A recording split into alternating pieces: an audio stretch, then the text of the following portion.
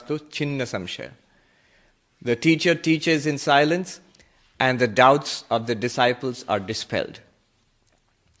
That is the best teaching, and that's the preferred method which Ramana Maharshi used to transmit enlightenment. But since I am here, and if I stand in silence for 1 hour, I have a feeling you people are going to be a mite disappointed, so I guess I'd better say a few words. I heard this story, which may or may not be true. It was in a talk about Ramana Maharshi, so it's an anecdote about Ramana Maharshi. The story is very instructive.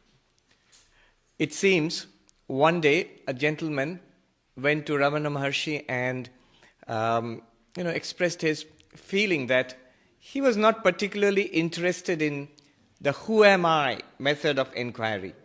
He was a devotee who loved God, loved Narayana, and his preferred method was bhakti, devotion to God.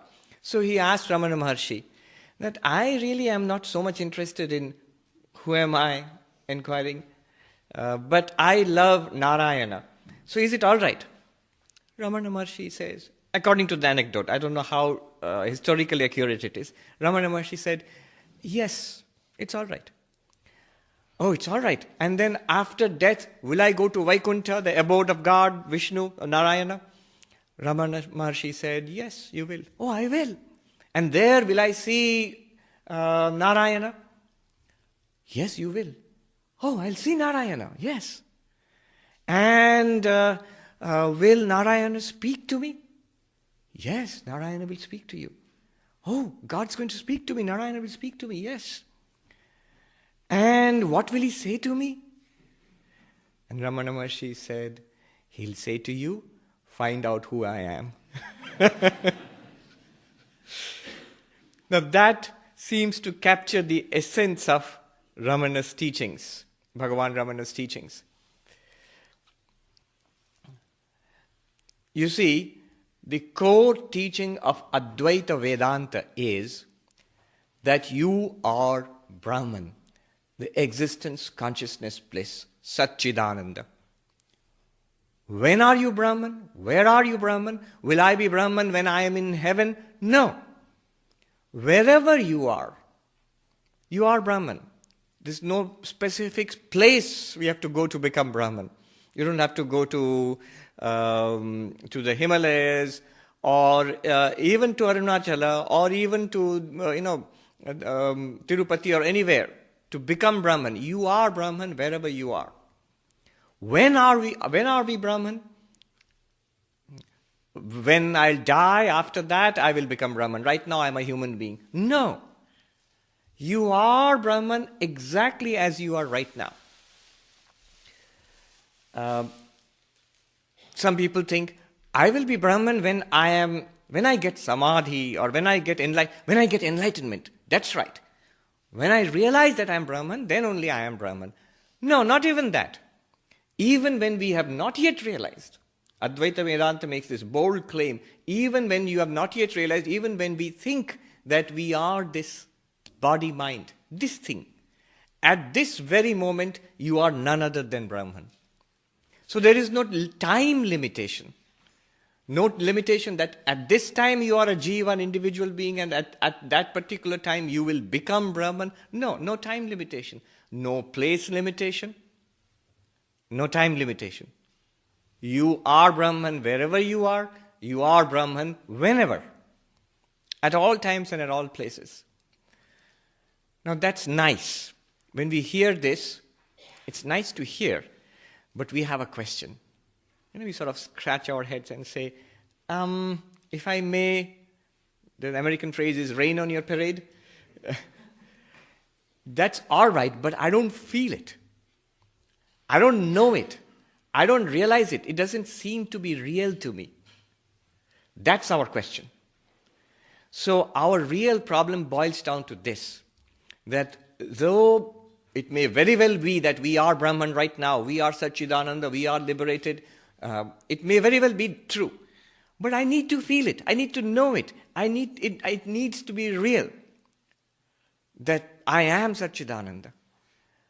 So the whole thing about spiritual life, spirituality, is becoming aware of what we already are, according to Advaita Vedanta. The monks in the Himalayas, they have a nice phrase for this. What do you get when you practice spiritual life? When you're on the path of Advaita, what do you get finally? And the answer they give is very interesting. What happens in spiritual life, I'll give you the Hindi first and then translate. What happens in spiritual life, they say, praptasya prapti nivrittasya nivritti. What you have already got, you will get that. What kind of thing is that? What was never there goes away. The fact that you never body and mind, that becomes clear. That body and mind identity, that goes away. You never were body and mind, and so the body and mind identity goes away. You always were Brahman. That becomes clear, evident. So it's put in a very nice way. You get what you've already got. And what was never there goes away. That's the whole point of spiritual practice. Because we have this question, that I don't know I am Brahman. It could be that I am Brahman, but I don't know it. How do I know this? When that question comes, the whole question of spiritual practice comes before us. Spiritual practice, the subject was sadhana. That's the subject for today, practical sadhana. The Sanskrit word sadhana has two dimensions. Sadhyam and sadhanam. Sadhyam means a goal to be reached. Sadhyam means what I want. So I want to come to Arunachala ashram. So that's my goal, sadhyam. And for that I need a sadhana. Yeah.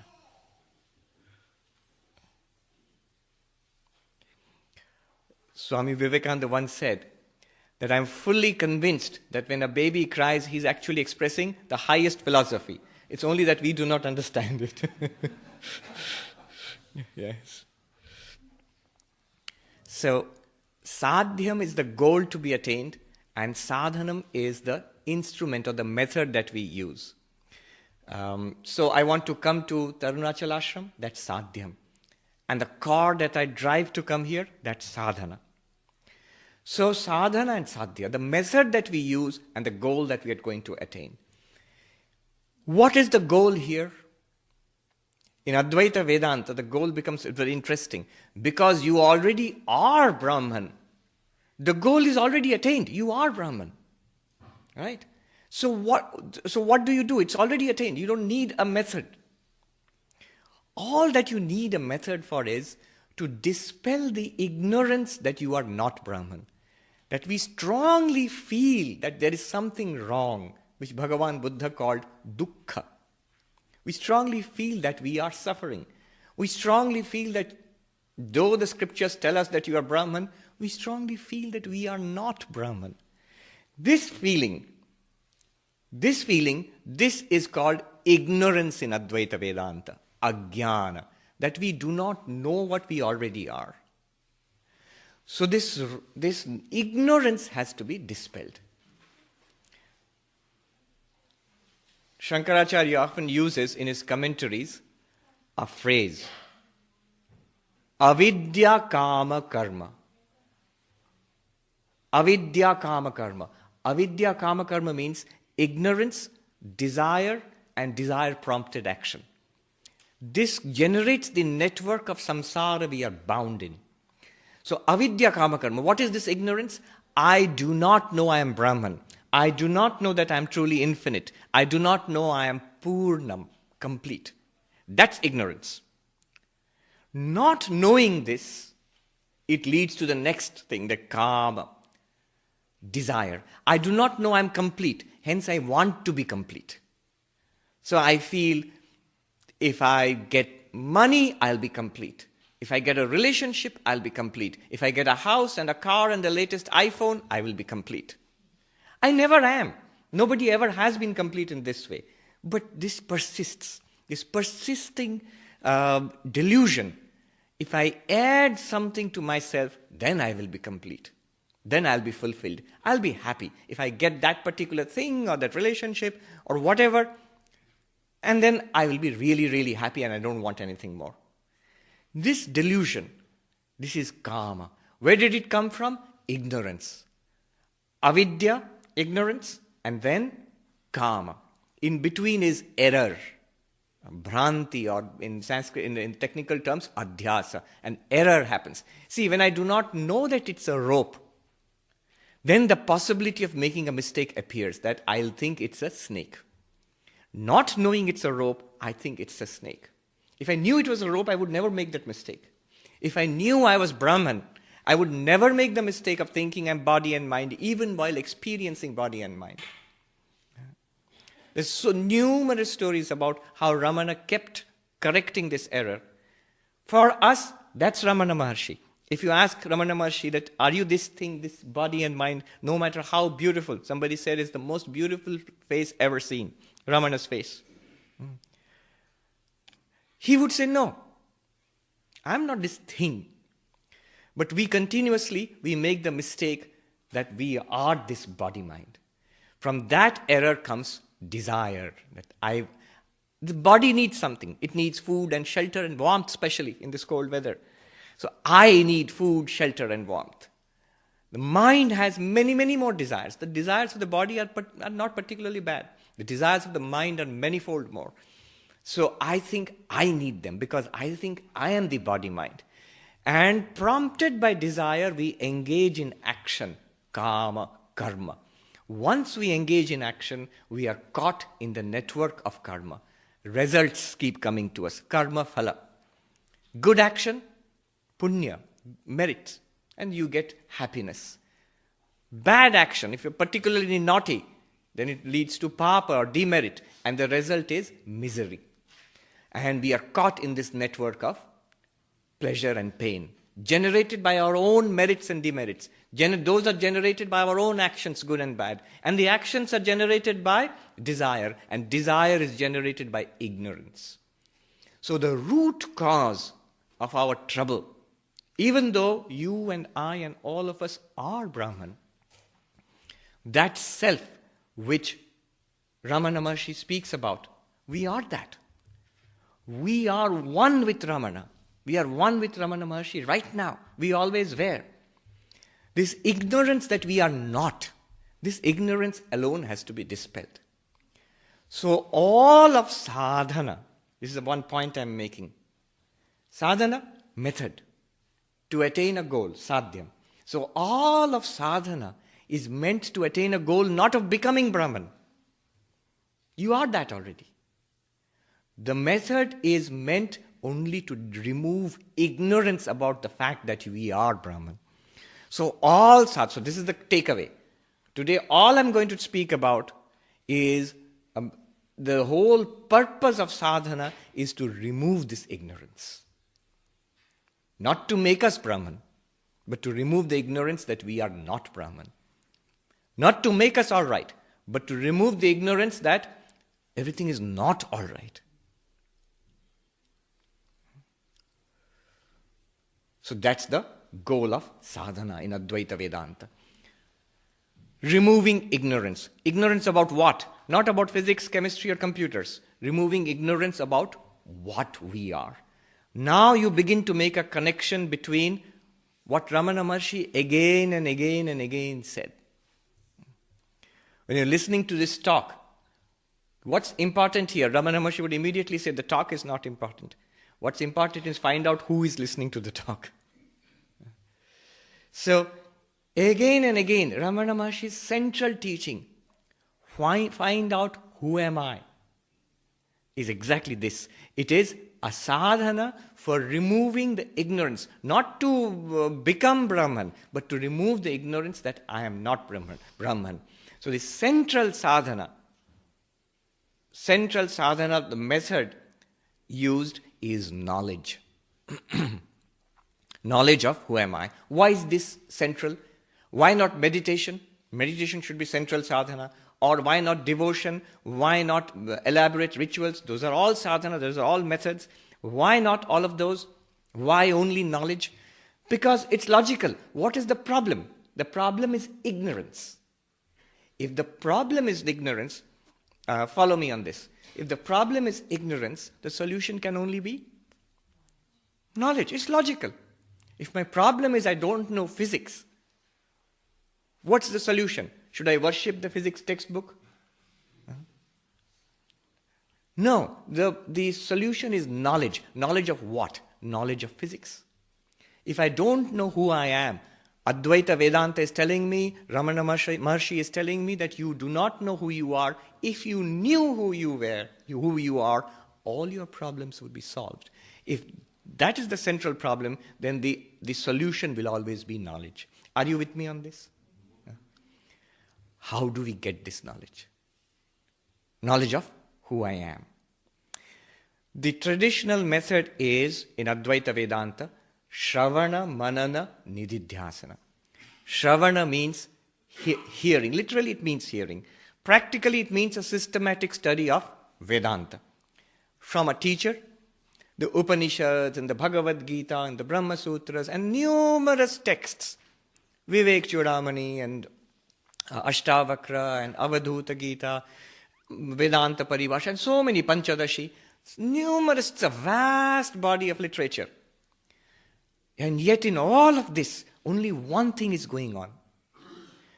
Ramana Maharshi, Arunachala Ashrama, and all that vast Vedanta scriptures, all of that is about only one thing. There's only one thing going on there, or here.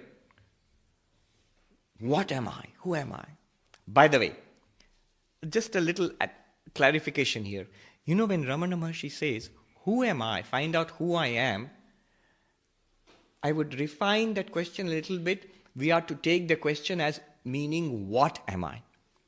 Because who am I, especially in English, the answer would be, I'm an American, I'm an Indian, I'm a Hindu, or I'm a Muslim or a Christian, I'm a Democrat or a Republican. Those are our identities. That's not what Ramana Maharshi was asking. Closer to what Ramana Maharshi is asking us to inquire is, what am I? Am I this thing of flesh and blood? This body? It is born and it ages and it decays and gets old and it dies. Is this what I am? Or the mind? Thoughts, emotions, feelings, ideas, memories, desires. Is that what I am? Or something beyond these, body and mind? So that's the question that Ramana Maharshi is asking. Who am I means, what is the reality about this thing which I call I, myself? Another thing, you all know it very well. When Ramana Maharshi says, ask yourself, who am I? He is not asking for an answer. There's this famous nice Zen story. You know, the Zen teacher will give you a koan, a question, like a paradoxical statement, and you're supposed to meditate on it for hours and hours and hours together. So, for example, what is the sound of one hand clapping? So the student gets that koan and starts meditating. After some time, after a few hours, he comes, I've got the answer. The Zen teachers actually have a stick. Luckily, you don't have that here in Ramana Ashram. They have a bamboo stick on which they'll whack you on the head. Even, I've got the answer. And this teacher hits him on the head with that stick. Go back and meditate. Strange, you asked me to find out what's the sound of one hand clapping. I'm trying to tell you, you are hitting me. Anyhow, he goes back and meditates. The second time he comes running, even before he says anything, the teacher hits him with a stick on the head. Go back and meditate. And the final time he comes, he's calm and quiet and his face is shining with deep inner peace, and the teacher doesn't hit him with a stick. The teacher bows to him and said, you've got it. So who am I is not meant to give an answer. You're not supposed to give an answer or write a thesis about it. Who am I? And that's not what Ramana Maharshi is asking. The central way of the method in Advaita Vedanta to get this knowledge is Shravana, Manana, Nididhyasana. Systematically studying and hearing Vedanta. Once you do that, the knowledge should arise from within. Manana and Nididhyasana, the two other components, thinking, reasoning, and nididhyasana is meditation. They are secondary. This hearing is primary. Somebody asked me, hey, is it just listening, to talks or studying something, listening, is that enough? Now that's a question that one must consider very carefully. Apparently the answer seems to be very simple. Listening can't be enough. Our primary urge is to do something. Today's subject, sadhana, what am I supposed to do? Yet we understand, from what I have said, we understand doing something is not the solution. If you want to do something, remove the ignorance that you are not Brahman. And that removing the ignorance does not come from doing something, rather from knowing, from knowledge. And knowledge comes from listening, from study, from the knowledge which is transmitted by the scriptures or by the teacher. That has to come alive within us.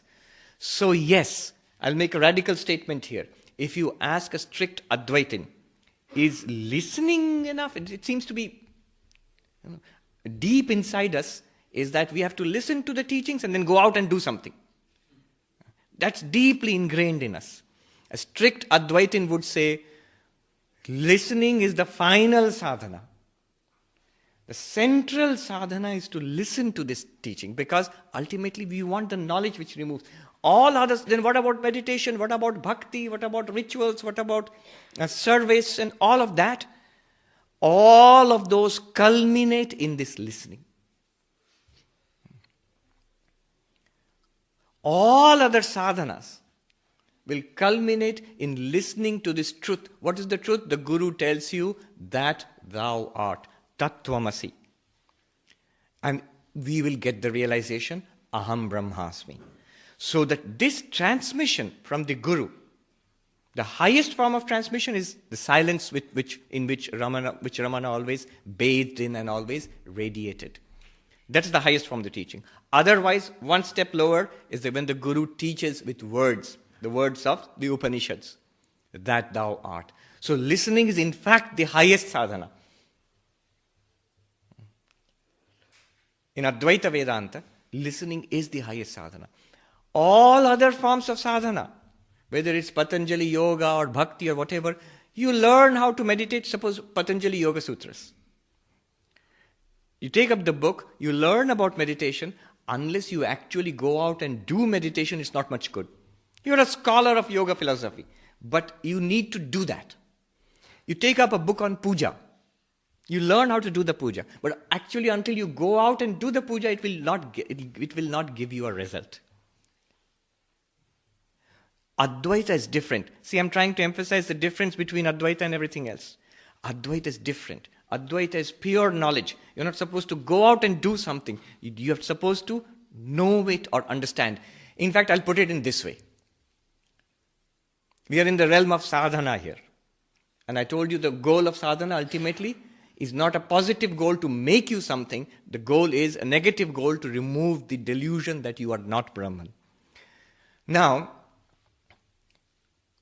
I'm reminded of what one Swami said in the Himalayas. Very nice. He says in Sanatana Dharma, in spiritual life, in eternal religion, there are only two ways. Only two ways. Jano ya mano. Jano means know it. Realize it. Get it. See it. That's jano. I can't.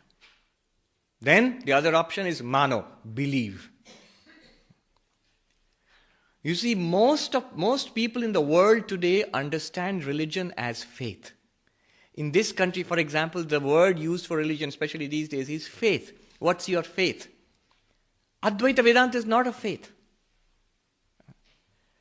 It's realization, it's knowledge, it's understanding, it's insight, it's getting it, jhana. Otherwise, until we get it, mano. Okay, take it for granted that it is correct. What the scriptures are saying, what Bhagavan Ramana is saying, what all the masters are saying is true. I don't get it yet, but I'll try to get it. So that is the core practice. Listening to these teachings and trying to understand it. When we try to understand it, there'll be doubts. And these doubts are clarified in the second component of practice, which is mananam. Shravanam first. Mananam is thinking, reasoning it through. I have doubts. How can I be Brahman? What is Brahman? How can I be Brahman? When I reason it through, all the questions that come to our mind, all the questions that come to our mind have answers. It's a vast body of all these texts.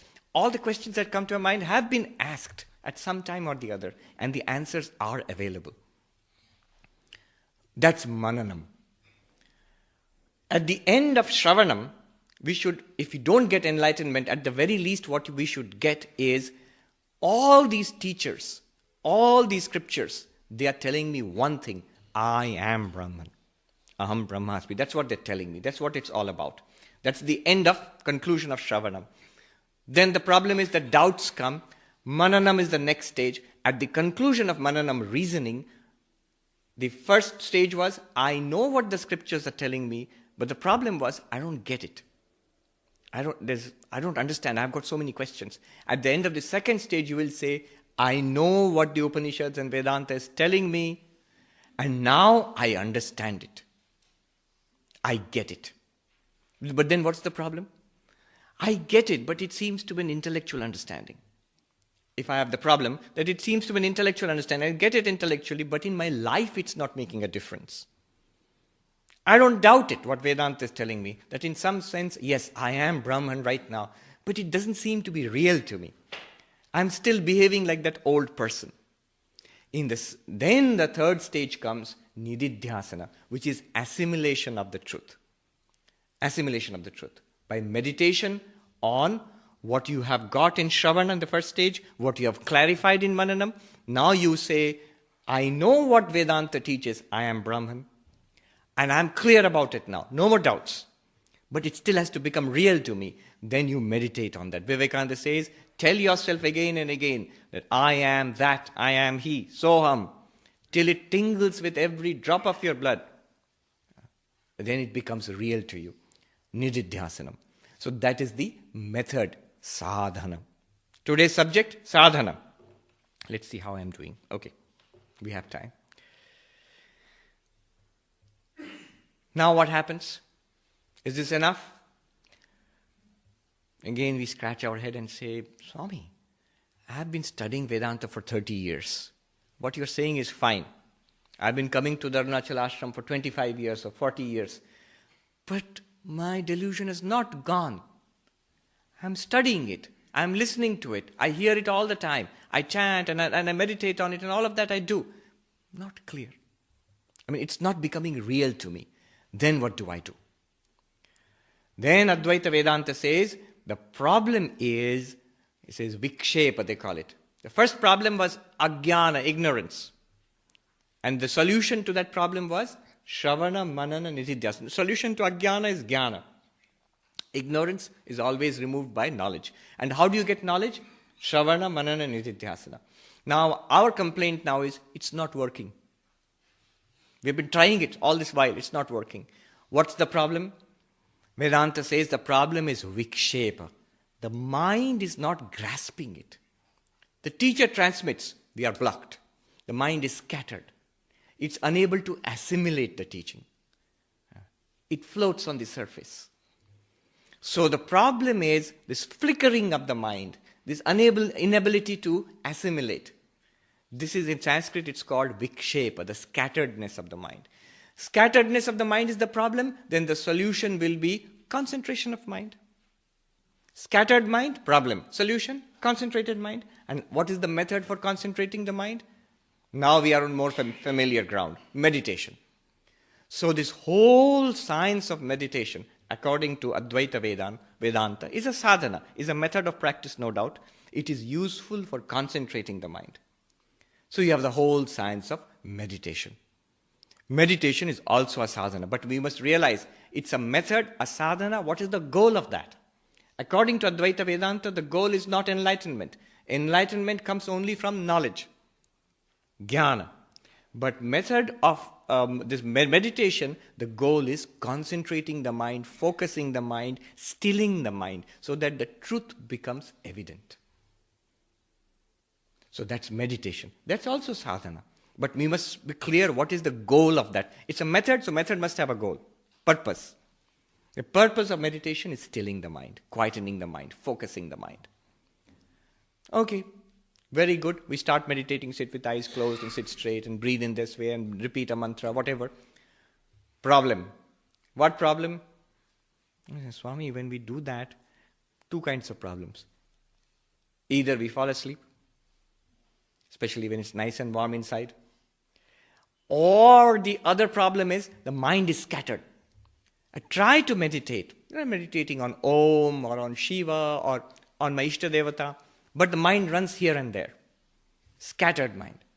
Mind is disturbed, chanchala. Arjuna asked this question to Krishna in the 6th chapter of the Gita. The meditation methods you have taught me are useless. Arjuna says. Why? Because you might as well try to catch the wind. The mind is so restless. It's like trying to catch the wind. Now what's the method? The mind, why is this happening? Why is the mind not getting focused in spite of dedicated meditation?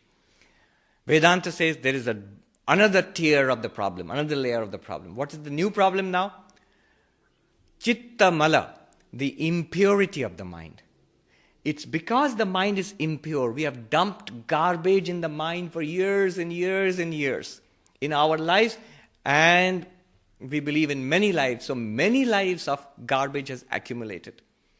That's the meaning of the Augean stables in the myth of Hercules, who cleaned out the stables which were dirty. That's basically our subconscious. Because of the impurity of the mind, we are unable to meditate. So now the problem is impurity, chitta mala in Sanskrit. And what is the solution to impurity? Simple. Chitta shuddhi, purity of mind. How does purity of mind come? One very powerful method for purifying the mind is karma yoga, is unselfish action. There are many ways, but unselfish action is recommended in Vedanta.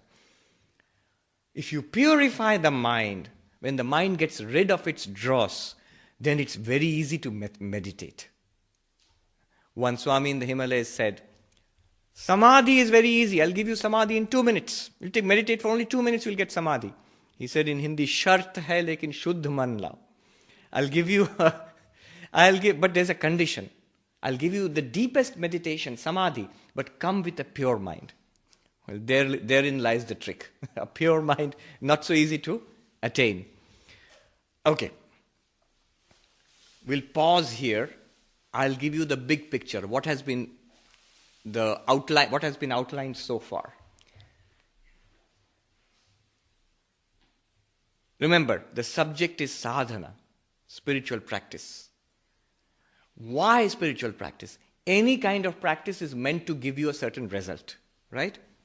So we have talked about 3 problems, 3 solutions, and 3 methods. I'm summing up what we have done so far. 3 problems, 3 solutions, 3 methods. What is the problem? Impurity of mind, chittamala. What is the solution? Purity of mind, chitta shuddhi. What is the method? Karma yoga, unselfish action. With a purified mind, then you go to the next level. What is the problem there? Chitta vikshepa, scattered mind. What is the solution? Chitta ekagrata, concentrated mind. What is the method? Meditation. In Sanskrit, upasana. That's where bhakti yoga and raja yoga, meditation, Patanjali yoga, they become useful. That's the second level. Then the final level, the highest level. What's the problem? Ajnana, ignorance. What's the solution? Jnana, knowledge. What's the method? Shravana, Manana, Nididhyasana. The essence of Shravana, Manana, Nididhyasana is Atma Vichara. If you want to compress the entire method of Jnana Yoga into one term, is Atma Vichara. What Ramana Maharshi again and again and again said, find out who I am. If you ask a question about sadhana to Ramana Maharshi, he will not give you a 1 hour long lecture.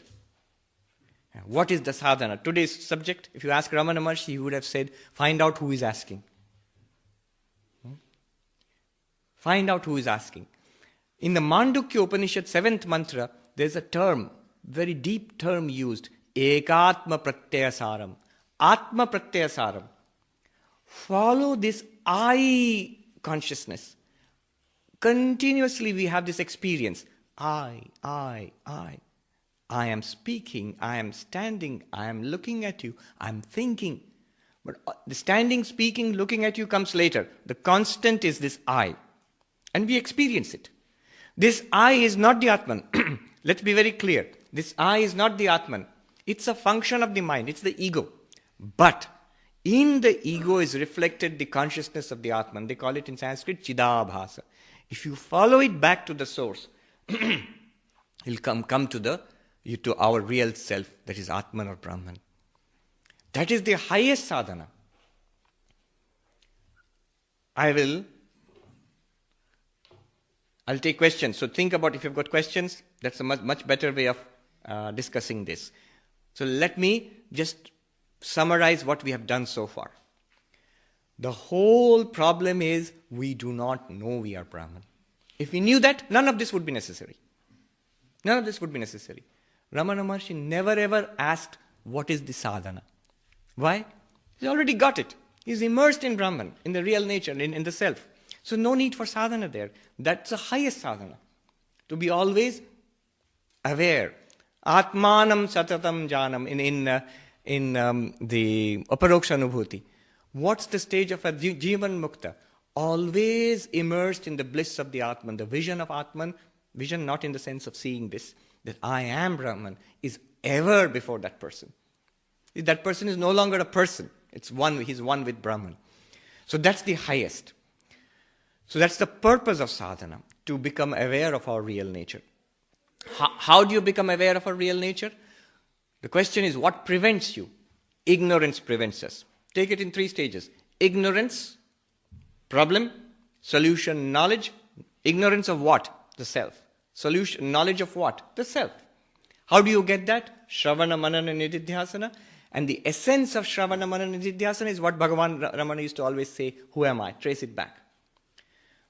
Now the problem is, we say it's not working. Why is it not working? Then the second tier of the problem, mind is not ready. Mind is scattered. So scattered mind, problem, chitta vikshepa. Solution, you can tell me. Concentrated mind, chitta ekagrata. Method, meditation. Upasana, yoga. We're trying that. What's the problem? Fall asleep. Mind is running here and there, not working. Then what's the problem? Third tier, bottom tier of the problem. The fundamental problem, impurity of mind. Chitta mala. Solution, purity of mind. Method, one method is karma yoga, unselfish action. I hope you've got the metrics in your mind clearly about sadhana. This is from the perspective of Advaita Vedanta, Shankara Advaita. Sadhana is like this. Sadhana, is it required or not? Not required. You are Brahman. What sadhana do you need? So the only purpose of sadhana is to remove the ignorance that you are not Brahman. I'm reading out the matrix, which should be in our minds by now. Now what is the scope of sadhana? Ignorance, knowledge, Shravana, Manana, Nididhyasana. Scattered mind, concentrated mind, meditation. Impure mind, pure mind, karma yoga. What did I say? Problem, solution, method. The method is called sadhana. The solution is called sadhyam, goal. Sadhana method, solution is goal. And why do we need all this? Because we have these problems. My question to you is, why mind seems to be different than Brahman? Though it's the same. Please, I need guidance on this. Right. The question is, why does mind seem to be different from Brahman, though it's the same? Is the mind same as Brahman? In fact, Advaita Vedanta says yes. Not only is the mind same as Brahman, the body is also same as Brahman. You say, just a minute, Swami. Don't we always teach, we are not the body, not the mind, I am the self? That's the preliminary step of Advaita Vedanta. In non-dual Vedanta, remember the words non-dual. If you separate the self, Brahman, Atman, from body, mind and universe, there's the universe out there, the world. Here is the body, I'm not the world, I'm not the body. The thoughts are there, the thoughts are also objects. I am not the thoughts, the mind. I am the witness of an ever-changing mind and body and universe. Now what I've done is a dualism. I've separated Atma from Anatma. Atma means the self, real self, and everything else is not me. This is not non-dualism. This is the first step to non-dualism. So when you say, is the mind same as Brahman? The first answer will be no. The mind and Brahman are not same. Mind is different, Brahman is different. Atma is the witness of the mind. But that's only the first step. Once you realize Brahman, Atman, that I am Atman or Brahman, then when you look back upon the mind, and through the mind when you look at the body, and through the mind and body you look at the universe, the realization should be, I, the Atman, alone am all of this. Then only non-duality is established. This universe, body and mind are not second entities. Not second, not to Advaitam. So I'm just confirming what you are saying. That the mind is also Brahman. Body is also Brahman. The world is also Brahman. In what sense? When we mistake the rope for a snake, first we have to say it's not a snake, it's a rope. Alright? Then you realize what the rope is. Once you realize what the rope is, then you also say, what you saw by mistake as a snake is also the rope. Yeah. It's not that there are two things, one real rope and one false snake. There is no such thing as a false snake. That real rope alone appears as the snake. In fact, the Upanishadic examples of clay and pot are better. First, when you say it's a pot, the Upanishad says to you, Vedanta says to you, that it's a pot, but there's a higher reality called clay. Oh, really? What's clay? You investigate carefully, this pot is made of clay.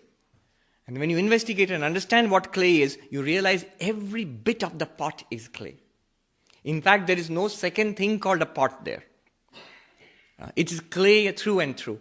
After you have understood that the pot is made of clay, every bit of it is clay, does the pot disappear? No, the pot is still there. Can you not still use the pot? You can still use the pot. Can you not call it a pot? You can call it a pot, though you know it's clay through and through. In the same way, when an enlightened person realizes his or her own identity as Brahman, then realizes the mind and the body and everything else is also Brahman. Now coming to the point, your question, why does it seem different? It seems different. I'll give you the answer at two levels. The first level is, it seems different because of names and forms. Let me ask you a question. This lectern, podium, is made of wood. It's made of wood. So why do you think it's called a podium? Why is it a podium? Because of the form, rupa. Because of the name, nama. Because of the function. It functions as a podium. Vyavahara.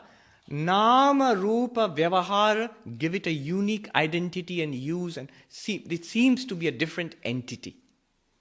Similarly, when thoughts come, same consciousness, Satchidananda, but it takes a vritti, like a ripple coming on the surface of the lake, like a little wave coming, then we say it's a wave. It's still the same lake, it's the same water, but we call it a wave because it looks different now, it acts different now. So one reason why, the surface reason, why mind seems different from Brahman, body seems different from Brahman, world seems different from Brahman, is because of name, form and function. Nama, Rupa, Vyavahara. One word, Maya. One word used in Vedanta is Maya. Because of that. That's the preliminary answer. The real answer, you know what's the real answer? Why it seems to be different from Brahman? It seems to be different from Brahman because we do not yet realize Brahman. We don't know Brahman. The moment you know Brahman, you know in the sense not as an object, I am Brahman. You realize what is meant when Advaita Vedanta speaks about Brahman. When we realize that, then we also understand immediately How mind is also Brahman, body is Brahman, universe is nothing other than Brahman. The word used is, you have to use it carefully. All this is nothing other than Brahman. It's not exactly Brahman. Brahman is Satchidananda. And all these are appearances of Brahman. I can say the podium is an appearance of wood. I cannot exactly say the podium in itself is wood, because if you smash the podium, or before it became a podium, it was still wood. It was a log of wood. Right? But you couldn't call it a podium. So podium by itself is not wood. If podium goes away, has the wood gone away? No. Wood is real. Podium is a name, form and function of the same wood. So if you say, give me the answer in one sentence, mind, body and everything else appears to be different from Brahman because we have not yet come to a clarity about what Brahman is. After enlightenment, will the mind, body and world appear to be different from Brahman?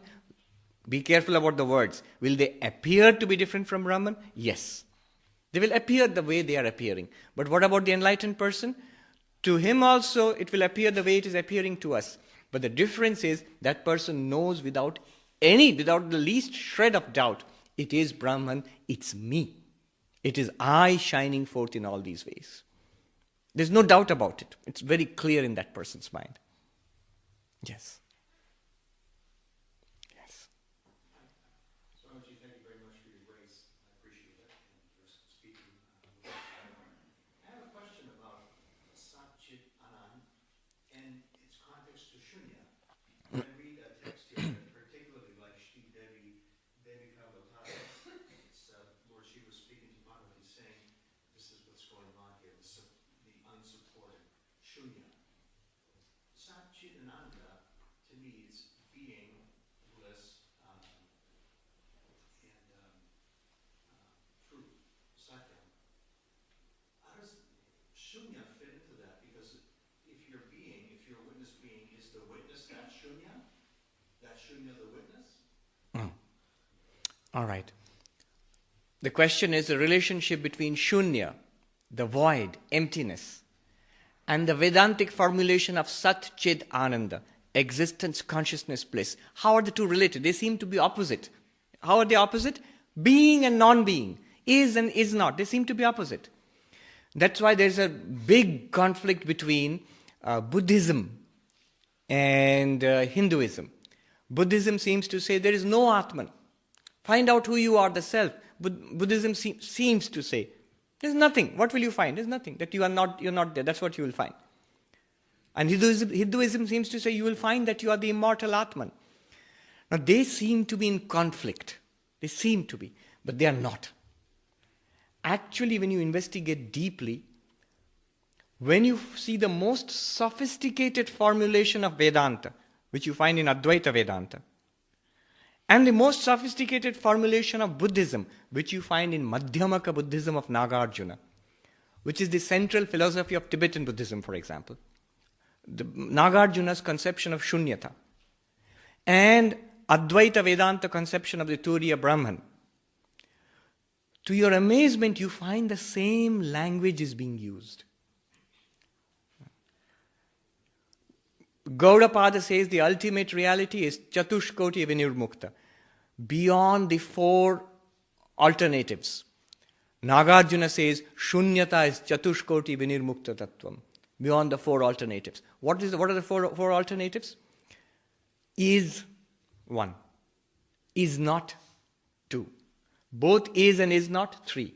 Neither is nor is not, four. And what's the truth? Neither of these four. Who says this? Advaita says this. Who says this? Buddhism says this. But Advaita calls the truth Brahman, Satchidananda, and Buddhism calls it Shunyata, emptiness. And it's beautiful actually. If you consider both, you will see both are talking about the same thing from different angles. One from a positive angle, one from a negative angle. Many scholars will not agree.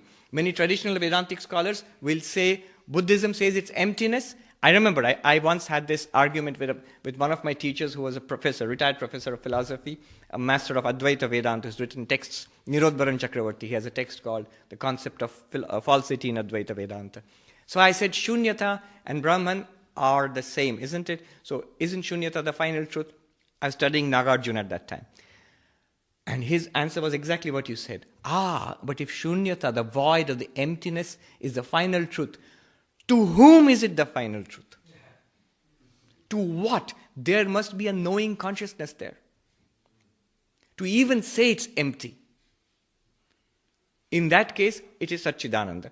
So that's the traditional Advaitic approach. Now, the way I formulate it is this. Swami Sarvapriyananda, one of the disciples of Sri Ramakrishna, who wrote a classic book on the life and teachings of Ramakrishna, the great master, he says in that book, what they call emptiness, we call fullness. What they call shunya, we call purna. We call purna. How does that work? To me, the Nagarjuna, so the Madhyamaka formulation of Shunyata is precisely right. Advaita Vedanta, when it says Brahman, is precisely right. You see, it's this way. Buddhism seems to say that the ultimate truth is nothing, zero, shunyam. And Advaita Vedanta, if you read Vedanta, if you follow Vedanta, you seem to get a sense they're talking about something, within quotes, thing called Brahman. It seems to say. But the Brahman is not a thing. Brahman is the witness of all things and the absence of all things also. It's not an object. Objects and the absence of all objects are both cognized or both supported by the same Brahman. Brahman is neither something nor nothing. So, what is the final formulation? It's not something, it's not nothing. I call it no thing. Buddhism seems to say it's nothing. Vedanta seems to say it's something. Both are not the final understanding of Buddhism or Vedanta, of Madhyamaka or Advaita Vedanta. The final understanding is Advaita Vedanta also clearly says Brahman is not a thing, it's no thing, not nothing. It's no thing, meaning thereby it's not an object. I'll put it this way. Everything that we experience, all that we have experienced in life till now and whatever we'll experience in life, they are all objects. I have experienced Brahman. Have you experienced Brahman? Then it's an object. You have not experienced Brahman. You are Brahman who experiences that thing. That has to be understood. And I think they're good correctives to each other. Madhyamaka Buddhism and Advaita Vedanta. Madhyamaka Buddhism, Shunyavada, removes the misconception that Brahman is a thing. The ultimate reality is a thing. And Advaita Vedanta removes the misconception that it's nothing. It's neither a thing nor is it nothing. What's it? It's you. It's precisely you. You are the witness of all things and you're the witness of the absence of all things. That you. Yeah. In fact, in Tibetan Buddhism, they have formulations which are very much like Advaita Vedanta. What is the ultimate reality? They call it the clear light of the void. When they say emptiness, they say it's empty of all things.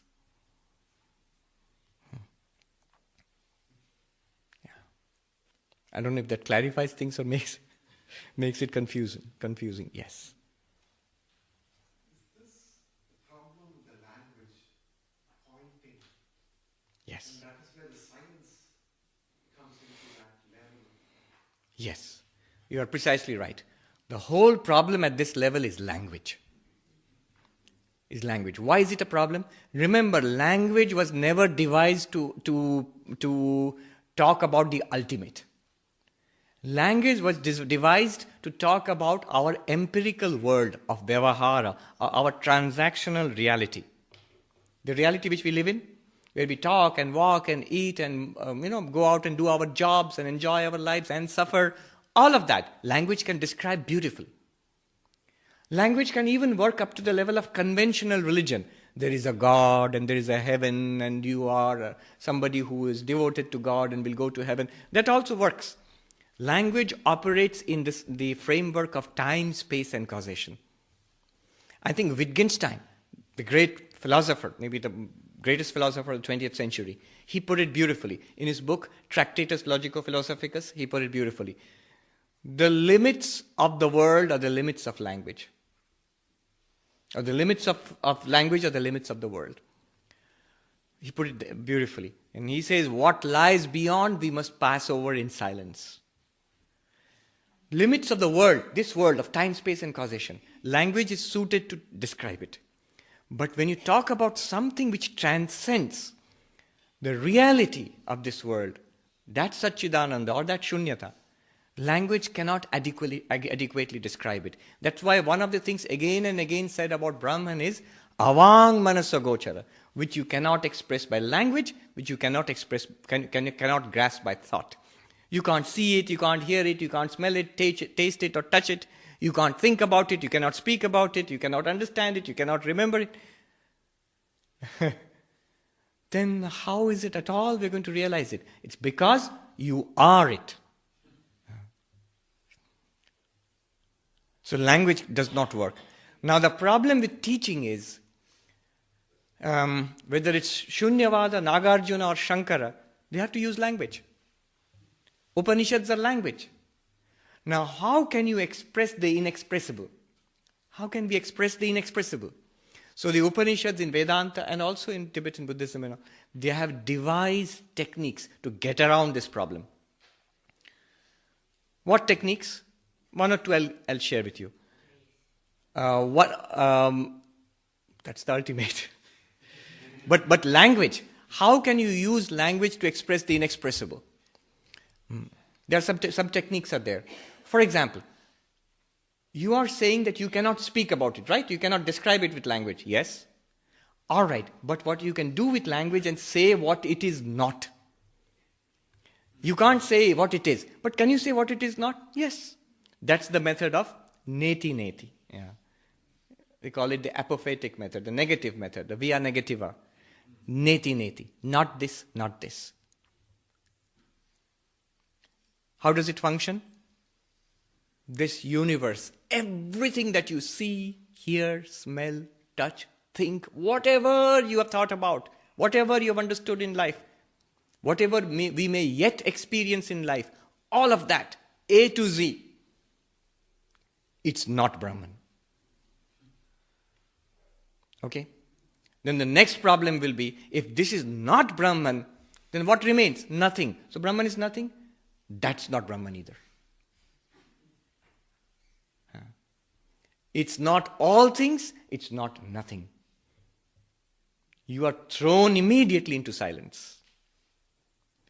What is that silence? It's you. The real you. If you eliminate all things from your conception, self-conception about yourself, body, mind and identity, eliminate all things. Eliminate means in understanding. You will come to that. So that's one technique language has used. Upanishads have used. Neti. There are other techniques. One technique is where it's called implied meaning. We will not go into that. Lakshana, technique of implied meaning. That thou art, tattvamasi. That means Bhagavan. Thou means you. Now remove all the qualities of Bhagavan and remove all the qualities of the Jiva. What remains common to both of them is Satchidananda. So there are these different techniques which have been used. Highest of all the techniques is silence. That Bhagavan Ramana used again and again and again. But he could communicate. In our level of silence, we'll just fall asleep if you just sit quietly.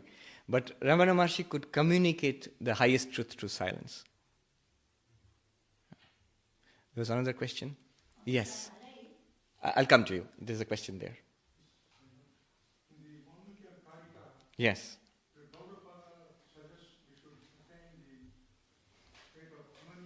Yes. Hmm. My question is, if you don't have mind, how are we going to transact in the world we are living? Right.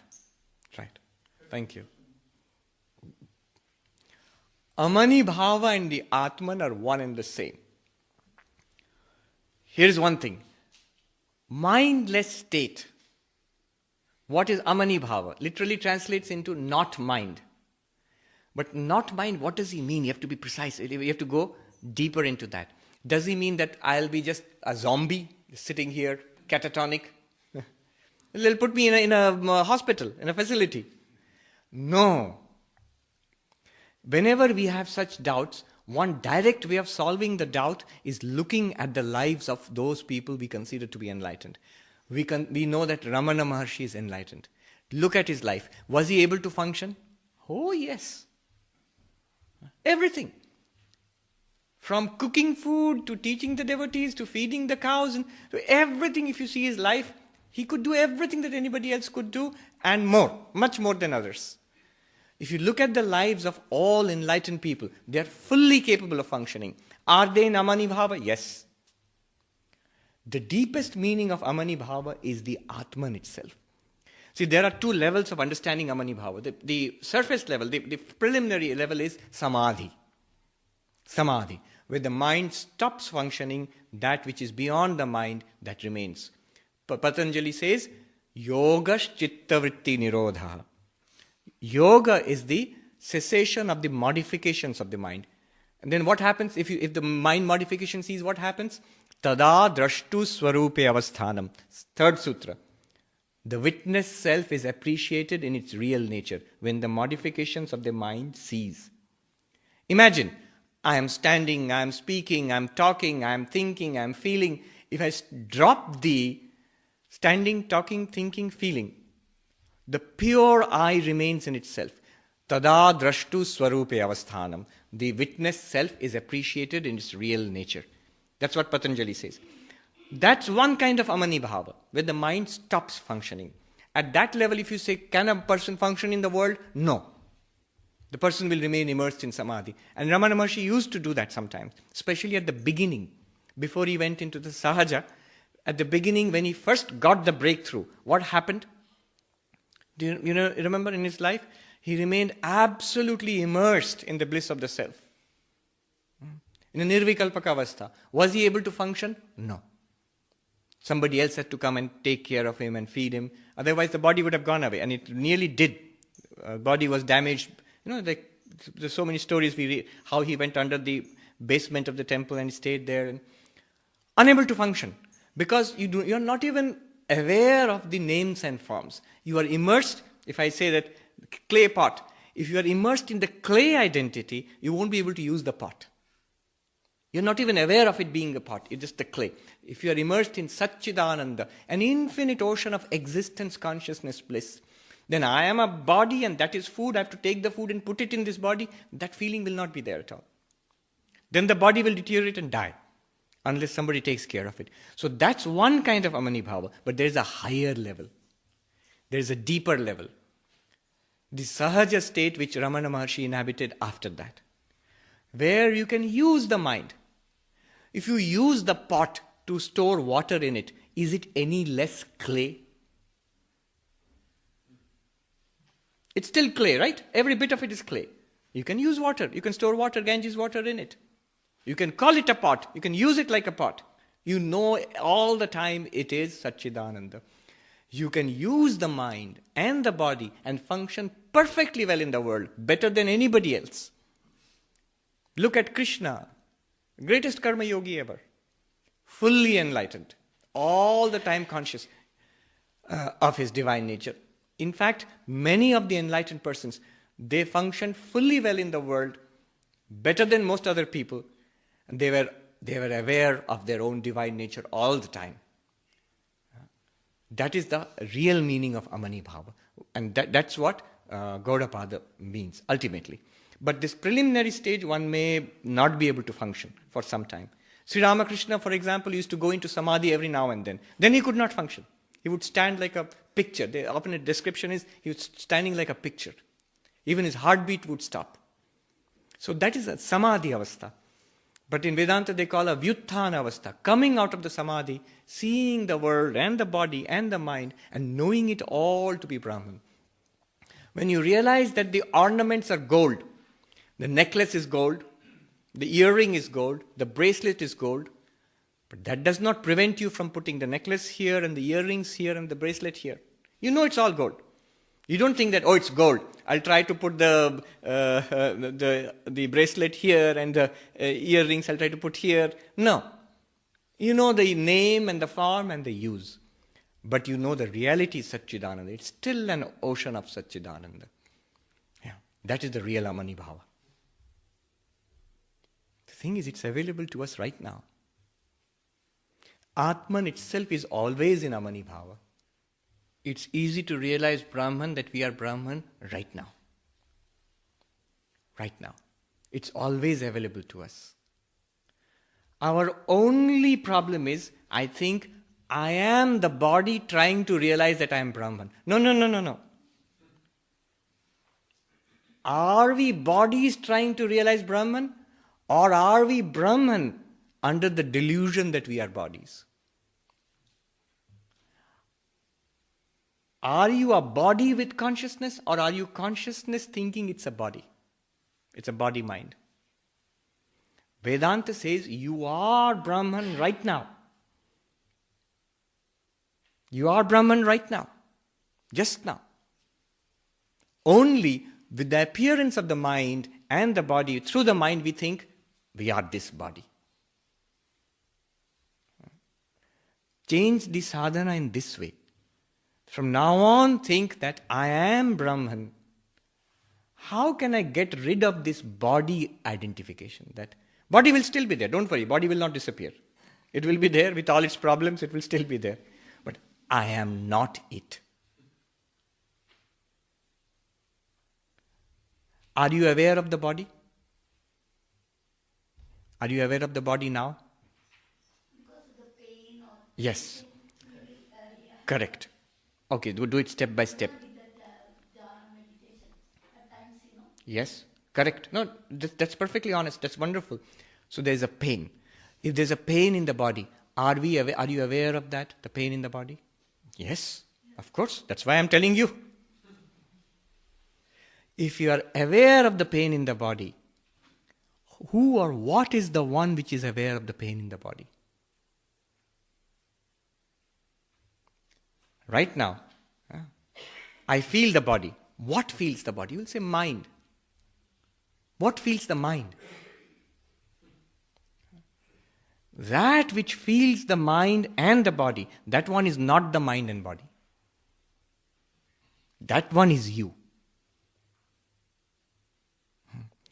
Vedanta says something incredible. We say, I feel the pain, so I am in pain. I feel the misery in my mind, so I am miserable. That's why I want to be spiritual. I want to go beyond misery. Vedanta says, if you feel the misery in the mind, then you are the knower, the witness of the misery in the mind. You are not miserable.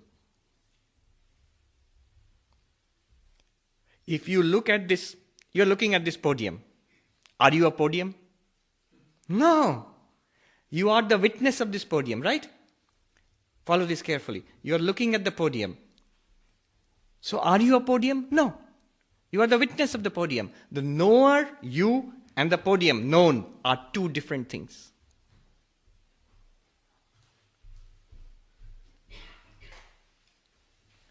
In the same way, if you can regard the body just like you regard the podium, then you will see you are not the body. You are the knower of the body. Immediately your question will be, I know what is in your mind. But if you hit the podium, I am not hurt. But if you hit the body, I am hurt. There's a pain in the body. Follow this carefully. The pain, do you know the pain? Do you experience it? Yes. If you experience the pain is also no different from this object like a podium. It's also an object. You are the witness of the pain also. I'm not saying pain is not there. The very fact that you report the pain is there. That means you are aware of the pain. If you are aware of the pain is an object, you are the awareness.